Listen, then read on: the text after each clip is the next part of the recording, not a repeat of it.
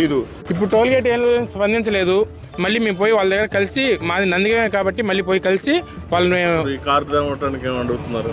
Car తీయడానికి ఇంచుమించు 10,000 దాకా అడుగుతున్నారు. టోల్ ప్లాజా దగ్గరికి వెళ్ళాం కానీ వాళ్ళు మాకు పట్టించుకోలేదు సార్. ఇప్పుడు 11,000 కట్టేసి మేము బయట తీపించాం సార్.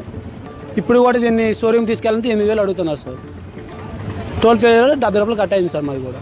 ఇక చేసేది ఏం లేక క్రేన్లను పిలిపించి 10-15 వేల కిరాయి మాట్లాడుకొని కొట్టుకపోయిన కార్లను ఇట్లా బయటకు తీపించుకుంటుర్రట. అయ్యో, కార్ల రూపురేఖలే మారిపోయినాయి కదా. ఇక వీటిని రిపేర్ చేసినా దండిగే ఉండేటట్టున్నది. పో పాతింప సామాన్లకు వేసేటట్టు అయిపోయినాయి అన్నిగా.